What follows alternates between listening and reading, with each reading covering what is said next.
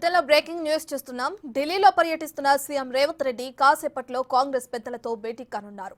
AICC అధ్యక్షుడు ఖర్గేతో సమావేశం కానున్నారు. ప్రధానంగా టీపీసీసీ మంత్రివర్గ విస్తరణ, నామినేటెడ్ పోస్టుల భర్తీపై హైకమాండ్తో చర్చించనున్నారు. సీఎం రేవంత్ రెడ్డి ఢిల్లీ పర్యటన తర్వాత వీటిపై ఓ క్లారిటీ వచ్చే అవకాశం ఉంది. కాగా ఆశావహులు ఢిల్లీ బాట పట్టారు.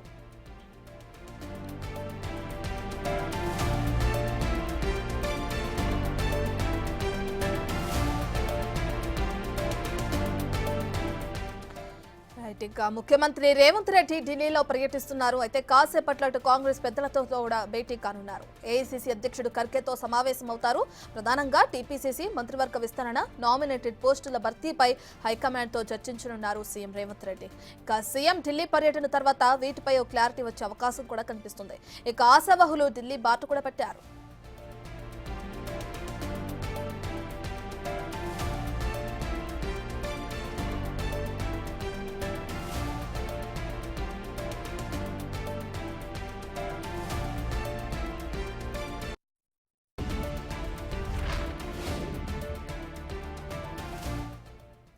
ఇక ముఖ్యమంత్రి రేవంత్ రెడ్డి ఢిల్లీలో ఉన్నారు. కాసేపట్లతో కాంగ్రెస్ పెద్దలతో భేటీ అవ్వనున్నారు. దీనికి సంబంధించి మరింత సమాచారాన్ని ఢిల్లీ నుంచి మా ప్రతినిధి శివ అందిస్తారు.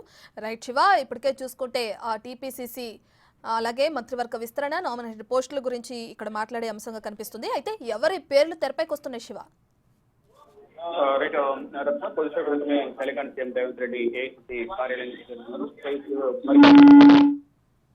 ప్రారంభం కాబోతుంది. సీఎం రేవంత్ రెడ్డి కన్నా ముందు డిప్యూటీ సీఎం మల్లు భట్టి విక్రమార్క కూడా ఏఐసీసీ కార్యాలయం చేస్తున్నారు. ఈ సమావేశానికి ఉత్తమ్ కుమార్ రెడ్డి, తెలంగాణ కాంగ్రెస్ వ్యవహారాల ఇన్ఛార్జి దీపదాస్ నుంచి కూడా మరి చేరుకోబోతున్నారు. మల్లికార్జున ఖర్గే అధ్యక్షతన ఈ సమావేశం జరగబోతుంది. ఈ సమావేశంలో ప్రధానంగా ఇప్పటి వరకు పెండింగ్ లో ఉన్న తెలంగాణ పిసిసి అధ్యక్ష పదవి, మరోవైపు మంత్రివర్గ విస్తరణ, నామినేటెడ్ పోస్టుల భర్తీకి సంబంధించి ప్రధానంగా ఈరోజు ఈ కీలక సమావేశంలో చర్చించే అవకాశం అయితే కనిపిస్తోంది. ఈ సమావేశంలో ప్రధానంగా గత కొంతకాలంగా కూడా అందరూ ఎంతో ఉత్కంఠగా ఎదురు చూస్తున్న ఆశావాహులకు ఈరోజు తీపి కబురు అందే అవకాశం ఉందంటూ కూడా ఆశావాహులందరూ కూడా ఎదురు చూస్తున్నారు. అయితే ఈ నేపథ్యంలోనే ఆశావాహులు అందరూ ఎవరైతే ఈ నామినేటెడ్ పోస్టులకు సంబంధించి కానీ మంత్రివర్గ విస్తరణకు సంబంధించి మరియు పీసీసీకి సంబంధించి అందరూ కూడా ఎవరైతే ఆశావాహులు ఉన్నారో ఇప్పటివరకు ఎవరైతే ఆశగా ఎదురు చూస్తున్నారో వారందరూ కూడా ఒక్కొక్కరిగా ఢిల్లీ చేరుకుంటున్న నేపథ్యంలో వారందరికీ కూడా ఈరోజు ఏఐసీసీ కార్యాలయంలో జరుగుతున్న సమావేశానికి సంబంధించి ఇన్ఫర్మేషన్ ఉండడం, కొంతమందికి ఇండైరెక్ట్గా కొంతమందికి సంకేతాలు ఇవ్వడంతో ఏఐసీసీ కార్యాలయానికి సంబంధించిన సమావేశానికి సంబంధించి ఈరోజు జరిగే సమావేశంలో పీసీసీ అధ్యక్ష పదవికి సంబంధించి పలువురు రేసులో ఉన్నప్పటికీ బీసీ సామాజిక వర్గానికి సంబంధించిన నేతలు మదియాష్కి గౌడ్ అలాగే మహేష్ కుమార్ గౌడ్ వీరిద్దరితో పాటు ఇటు ఎస్టీ సామాజిక వర్గానికి సంబంధించిన ఎంపీ బలరాం నాయక్ పేరు కూడా గట్టిగా వినిపిస్తుంది. మరోవైపు ఇటు ఎస్సీ సామాజిక వర్గానికి సంబంధించి సంపత్ కుమార్, మరోవైపు అడ్లూరి లక్ష్మణ్ పేరు కూడా ప్రధానంగా వినిపిస్తోంది. కానీ ఎవరిని ఈ పీసీసీ పదవి భరించబోతుంది, ఎవరి వైపు అధిష్టానం మొగ్గు చూపుతుంది అనే దానిపై కూడా అందరూ ఉత్కంఠగా అయితే ఎదురు చూస్తున్నారు. దీంతో పాటు మంత్రివర్గ విస్తరణకు సంబంధించి కూడా గత కొంతకాలంగా కూడా ఇటు పీసీసీ మంత్రివర్గం విస్తరణ, మరోవైపు నామినేటెడ్ పోస్టుల భర్తీ, వీటన్నిటిపై కూడా అందరూ ఎంతో ఆశగా ఎదురు చూస్తూ ఉన్నారు. ఆశావాహుల సంఖ్య రోజు రోజుకు ఎక్కువ అవుతుంది. మాకు అవకాశం వస్తుంది, ఈసారి అధిష్టానం మా వైపే మొగ్గు చూపుతున్నారు. ఇటు సీఎం రేవంత్ రెడ్డి కూడా మాకు అవకాశం ఇస్తానన్నారు. ఎన్నికల సమయంలో అసెంబ్లీ ఎన్నికలకు సంబంధించి కానీ ఇటు ఎంపీ లోక్సభ ఎన్నికలకు సంబంధించి కానీ గెలుపు కోసం పనిచేయండి, అందరికీ కాంగ్రెస్ న్యాయం చేస్తుంది, కష్టపడి పనిచేసిన వరకు అంటూ కూడా రేవంత్ రెడ్డి హామీ ఇచ్చారు. ఈ నేపథ్యంలోనే మాకు అవకాశం ఇస్తారనేది అందరూ కూడా ఎంతో ఉత్కంఠగా అయితే ఎదురు చూస్తూ ఉన్నారు. ఈ నేపథ్యంలోనే ఇన్ని రోజుల ఉత్కంఠకు ఈరోజు అధిష్టానం తెరదించే అవకాశం కనిపిస్తుంది. దానిలో భాగంగా ఈరోజు కీలక సమావేశం అనేది ఏఐసీసీ కార్యాలయంలో మరి కాసేపట్లో ప్రారంభం కాబోతుంది. ఇప్పటికే సీఎం రేవంత్ రెడ్డి, ఉప ముఖ్యమంత్రి deputy CM Bhatti Vikramarka AICC కార్యాలయం చేరుకున్నారు. ఇటు ఉత్తమ్ కుమార్ రెడ్డితో పాటు మరికొంతమంది సీనియర్ నేతలు కూడా ఈ సమావేశానికి హాజరు కాబోతున్నారు. అంటే తెలంగాణ కాంగ్రెస్ వ్యవహారాల ఇన్ఛార్జి దీపదాస్ మున్షి తన పదవి కాలం ముగియడంతో తెలంగాణ కాంగ్రెస్ వ్యవహారాల ఇన్ఛార్జికి సంబంధించి కూడా ఈరోజు ఒక నిర్ణయం తీసుకునే అవకాశం కనిపిస్తోంది. మరోవైపు కాంగ్రెస్ ఎన్నికల ప్రచారంలో భాగంగా ఇచ్చిన హామీలకు సంబంధించి రుణమాఫీ కూడా క్లియర్ చేసిన నేపథ్యంలో దాని గురించి కూడా ఈ సమావేశంలో చర్చించే అవకాశాలు అయితే ప్రధానంగా కనిపిస్తున్నాయి. రత్న, శివ, ఇప్పటికే చూసుకుంటే ఈ పరిణామాల నేపథ్యంలో అటు ఆశావాహులు కూడా ఢిల్లీ బాట పట్టినట్లు కూడా తెలుస్తుంది. అయితే ఆశావాహుల లిస్టులో ఎవరెవరు వచ్చే శివ? ఇప్పటికే గతంలోనూ ఇప్పుడు కూడా అనేక మంది ఇంతకుముందు చెప్పినట్లుగా పీసీసీకి సంబంధించి మహేష్ కుమార్ గౌడ్ అలాగే మదియాష్కి గౌడ్, ఇటు ఎస్టీ సామాజిక వర్గానికి సంబంధించి పీసీసీకి తాను కూడా పీసీసీ రేసులో ఉన్నానంటూ ఎక్కువ ప్రచారం జరుగుతుంది. తాను కూడా అధిష్టానం తన వైపు మొగ్గు చూపుతున్నట్టు కూడా బలరాం నాయక్ అయితే గట్టి నమ్మకంతో ఉన్నారు. ఒకవేళ ఎస్టీ సామాజిక వర్గానికి ఇస్తే నాకే వస్తుంది అనేది ఈ బలరాం నాయక్ ధీమా వ్యక్తం చేస్తున్నారు. మరొక అడ్లూరు లక్ష్మణ్, మరో ఇటు సంపత్ కుమార్ కూడా ఈరోజు ఉదయం ఏఐసీసీ కార్యాలయానికి వచ్చారు. మరికొంతమంది మంత్రివర్గ విస్తరణ నేపథ్యంలో అనేక మంది ఆశావాహులు ఉన్నారు. ఈ నేపథ్యంలోనే వారు కూడా ఢిల్లీకి వస్తున్నారు. ఇటు మక్తలకు సంబంధించి వాకిటి శ్రీహరి కానీ, మరోవైపు వివేక్, మరికొంతమంది నేతలు కూడా పేర్లు ప్రస్తావన వస్తుంది. వారు కూడా కొంతమంది ఢిల్లీ వచ్చినట్లుగా కూడా అయితే ప్రచారం జరుగుతుంది. రాజగోపాల్ రెడ్డి కానీ మరికొంతమంది, రాజగోపాల్ రెడ్డి కూడా నేను కూడా మంత్రివర్గంలో రేసులో ఉన్నాను, నాకు కూడా ఈసారి అవకాశం కల్పిస్తారంటూ కూడా కోమటిరెడ్డి రాజగోపాల్ రెడ్డి అయితే ధీమా అయితే వ్యక్తం చేస్తున్నారు. ఇప్పటికే తన సోదరుడు కోమటిరెడ్డి వెంకటరెడ్డి మంత్రివర్గంలో ఉన్నారు. తాను కూడా ఈసారి అవకాశం ఇస్తారు, రేవంత్ రెడ్డికి పేద నమ్మకం ఉంది, అధిష్టానం మీద కూడా నాకు నమ్మకం ఉంది, నాకు అవకాశం వస్తుందని కూడా కోమటిరెడ్డి రాజగోపాల్ రెడ్డి కూడా ధీమా అయితే వ్యక్తం చేస్తున్నారు. ఇలా ప్రతి ఒక్కరు కూడా మాకు అవకాశం ఇస్తారంటూ ఇటు మల్లిరెడ్డి రంగారెడ్డి కానీ ఇతర మరికొంతమంది సీనియర్ నేతలందరూ కూడా మాకు అవకాశం రాబోతుంది అనేది అందరూ కూడా వారి అనుసర వర్గం అయితే చెప్తున్నారు. కొంతమంది ఢిల్లీ వచ్చారు, కానీ ఎవరు కూడా బయటికి రావడానికి కూడా ఇష్టపడడం లేదు. అంటే ముందుగా సమాచారం ఉంటుంది, ఆ సమాచారం ప్రకారం మేము బయటకు వస్తాము, అందరిని కలుస్తామంటూ కూడా చెప్తూ ఉన్నారు. కానీ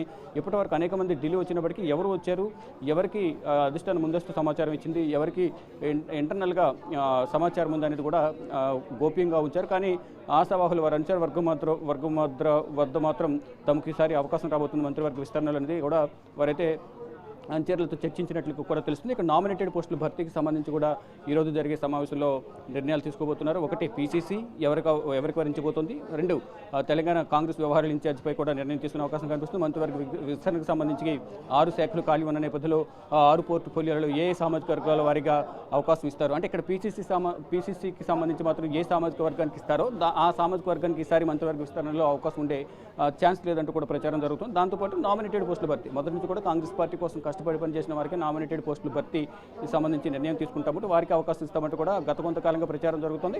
మరియు ఇప్పుడు సీఎం రేవంత్ రెడ్డి కూడా ఇటు మంత్రివర్గ విస్తరణకు సంబంధించి కాంగ్రెస్ బీ ఫామ్ మీద గెలిచిన వారికి మాత్రమే మంత్రివర్గంలో అవకాశం ఉంటుందంటూ కూడా సీఎం రేవంత్ రెడ్డి మొదటి నుంచి చెప్తున్నారు. ఈ నేపథ్యంలోనే అంటే ఇతర పార్టీల నుంచి వచ్చిన వారికి అవకాశం ఉండదు అనేది ఇండైరెక్ట్గా ఆయన కుంటబద్దలు కొట్టినట్టు చెప్పేసినారు.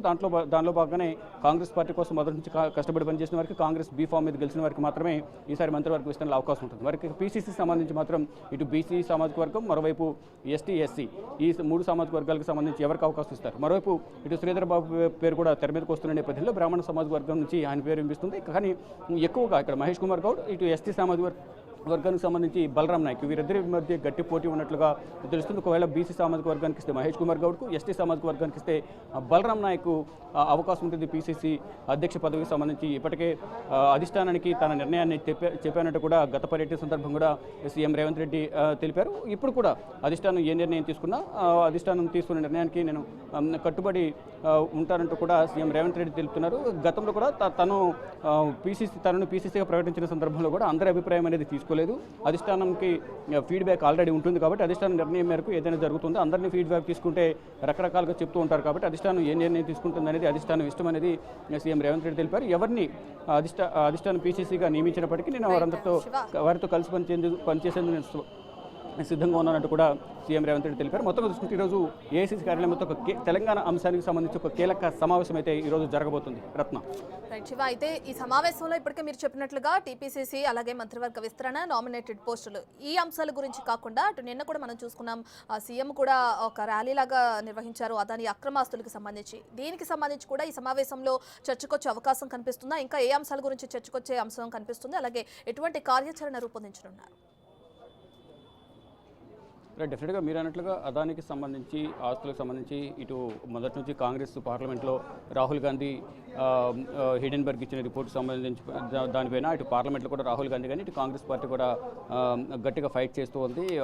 జేపీసీ జాయింట్ పార్లమెంటరీ కమిటీ ఏర్పాటు చేసి దానిపై ఒక విచారణ కమిటీ వేయాలనేది రాహుల్ గాంధీ మొదటి నుంచి కూడా డిమాండ్ చేస్తున్నారు. దానిలో భాగంగా ఇటు నిన్న సీఎం రేవంత్ రెడ్డి కూడా నిరసన తెలియజేశారు, ర్యాలీ నిర్వహించారు. దీనిపై కూడా నిన్న జరిగిన ర్యాలీకి సంబంధించి కానీ ఇతర పలు కీలక అంశాలకు సంబంధించి తాజా రాజకీయ పరిస్థితులపైన, మరోవైపు ఎన్నికల సమయంలో ఇచ్చిన హామీలు ఎంతవరకు నెరవేర్చాము, ఇటు రైతు రుణమాఫీకి సంబంధించి రుణమాఫీకి సంబంధించి కూడా 3 విడతల్లో రుణమాఫీ చేశాం కాబట్టి దానికి సంబంధించి కృతజ్ఞత సభ కూడా ఏర్పాటు చేయబోతున్నారు. వరంగల్లో రైతు కృతజ్ఞత సభ, దానికి రాహుల్ గాంధీని చీఫ్ గెస్ట్గా కూడా ఆహ్వానించేందుకు కూడా చర్చలు జరుపుతున్నారు. దానికి సంబంధించి ఆహ్వానం పలుకుతారంటూ కూడా దీనిలో చర్చిస్తారంటూ కూడా మరో ప్రచారం జరుగుతుంది. ఇక రాజీవ్ గాంధీ విగ్రహ ఆవిష్కరణకు సంబంధించి కూడా సోనియా గాంధీకి కూడా ఆహ్వానం పలుకుతారు. అంటే వాటితో పాటు పలు రాజకీయ అంశాలపై కూడా చర్చకు వచ్చే అవకాశం ఉంది. వివిధ కీలక అంశాలపై కూడా చర్చిస్తారంటూ కూడా ప్రచారం జరుగుతుంది. మరి ముఖ్యంగా ఏదైతే మీరు అడిగినట్లుగా రాహుల్ గాంధీ అలాగే గతంలో ఏదైతే హిండెన్బర్గ్ ఇచ్చిన రిపోర్ట్పై అదానికి సంబంధించి ఆస్తులపైన అదానికి సంబంధించిన ఏదైతే హిండెన్బర్గ్ రిపోర్ట్ ఇచ్చిందో దానిపై విచారణ కమిటీ వేయాలి, దానికి సంబంధించి ఒక జీపీసీ వేయాలని కూడా గతంలో అనేక మార్లు రాహుల్ గాంధీ కానీ ఇతర ప్రతిపక్ష పార్టీలన్నీ కూడా పార్లమెంట్లో ఉభయ సభల్లో కూడా నిరసన తెలియజేశాయి.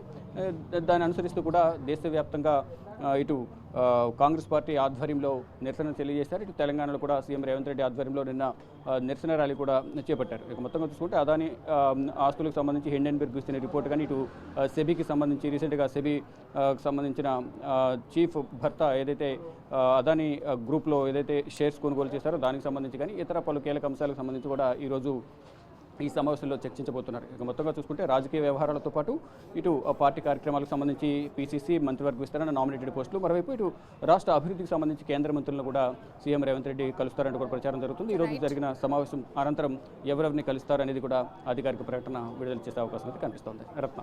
Right, thank you Shiva, thank you for the update.